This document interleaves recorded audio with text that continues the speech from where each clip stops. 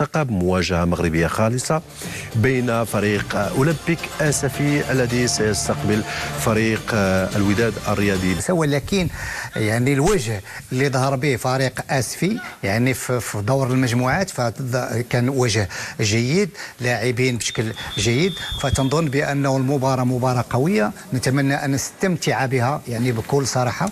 وإحنا محظوظين بأنه نشوفوا فريقين وخا كنا نتمناو في النهائي الفريقين يعني تكونوا يتمناو في النهائي نشاهدوا فريقين مغربيين في النهائي. اكيد نعم. اكيد ولكن دائما تكلموا على يعني بكل صراحه الدور اللي داروا يعني فريق اسفي في هذا الدور المجموعات كان دور جيد، بين على امكانيات. اكيد بانه الوداد الرياضي كنا عارفينه لانه اعتاد ان يكون دائما في الادوار النهائيه. تظن المباراه غادي تكون مباراه قويه بين الفريقين، صعب التكهن، ونتمنوا انها بعد تكون مباراه شيقه اللي نتمتعوا بها. أكيد تابعنا وإياكم مشاهدينا آخر اللمسات وآخر الحصص الإعدادية بالنسبة لفريق أولمبيك آسفي، فريق الوداد الرياضي كذلك كما نتابع من خلال الشاشة. آخر اللمسات بالنسبة لأمين بن هاشم الذي سيخوض هذا اللقاء كما ذكرنا بأوراق مكشوفة بين الفريقين معا. مهمة ليست بالسهلة بالنسبة لفريق الوداد الرياضي رغم الخبرة الإفريقية، رغم التواجد بقوة على مستوى القارة السمراء، لكن أولمبيك آسفي بوجهين مختلفين على مستوى الدوري الاحترافي. وجه إن صح القول شاحب، ولكن على المستوى الافريقي راهن ربما الفريق وكل مكونات الفريق على الظهور بشكل جيد افريقيا.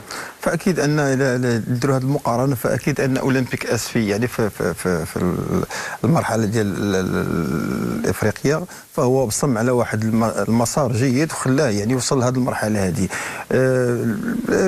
لحسن الحظ كره القدم المغربيه ان فريقين يعني من المستوى الكبير اللي غادي يتنافسوا بعضياتهم، ومن سوء الحظ انهم تلاقاو، لان كنا كنتمناو ان فريقين معا يكون هذه المباراه تكون هي النهايه. ولكن هذه هي كره القدم. اللي كيبقى هو ان واش غادي تستمر اولمبيك آسفي في المسار ديالها على الشكل الافريقي يعني في هذه البطوله انه يمشي مسار جيد.